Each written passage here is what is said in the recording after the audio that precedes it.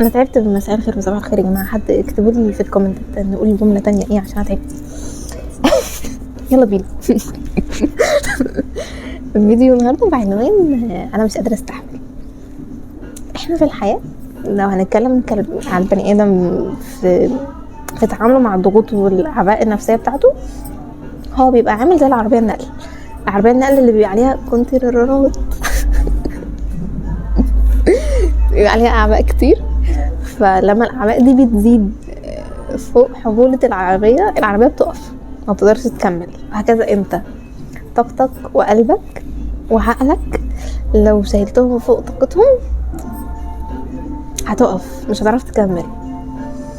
فليه يا ابني تجيب لنفسك وجع الدماغ؟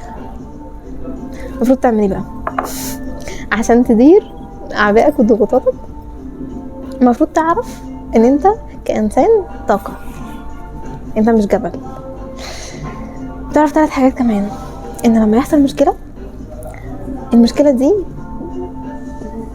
ليها حل. يعني مفيش مشكلة ملهاش حل في الدنيا، سواء الحل معروف دلوقتي او مش معروف دلوقتي، هيبقى معروف بعد كده. فلو انت مش عارف الحل دلوقتي فده مش معناه ان ملهاش حل، ده معناه ان ربنا مأجل الحل بتاعه. رقم 2 ايه بقى؟ مفيش مشكلة دايما، كل من عليها فان. فمفيش مشكلة هتفضل معاك العمر كله، هتقعد 1 2 3 4 21 سنة هتخلص، هتفضل دايما. رقم 3 سوري، ربنا مش مستقصدك بالمشكلة. يعني انت مش شخص ربنا مستقصد يعذبك، مستقصد يضايقك خالص. ان الله اذا احب عبدا ابتلاه. ده اتكلمنا بودكاست الابتلاء عنه، ان اكتر الناس بلاء هي الرسل، حب الخلق الى الله هي الرسل، والنبي كان اكتر حد مبتلى. فده انت مش، ربنا مش مستقصدك بحاجه. الحلول بقى ايه؟ لو انت عندك مشاكل فوق طاقتك فالمفروض تعمل فيها ايه؟ رقم 1 انت تكتب كل المشاكل اللي عندك كلها. رقم 2 انت هترقم المشاكل من الاصعب للاسهل، وانت بترقم المشاكل نقطة انا شخصيا بعملها. المشكلة انا بديها كام من 10. يعني مثلا انا عندي مشاكل في الكلية في المذاكرة، عندي مشاكل في المصاريف بتاعتي، عندي مشاكل في الشغل، عندي مشاكل في البيت. طيب المذاكرة كام من 10 صعوبتها؟ هنديها 8. مشاكل الشغل ممكن ندي 5. مشاكل البيت هنديها 9. مشاكل العلاقات مثلا او صحابي هنديها 10. فالمفروض ان انا احل انهي مشكلة؟ 10 وبعدين 9 وبعدين 8 وبعدين 5. تاني حاجة you have to choose your battle.